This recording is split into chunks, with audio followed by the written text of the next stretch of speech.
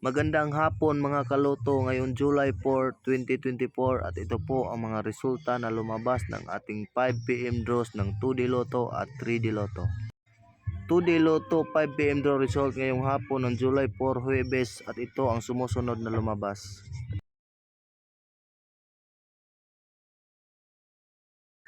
3D Lotto 5pm draw result ngayong hapon ng July 4, Huwebes 2024 at ito ang sumusunod na lumabas.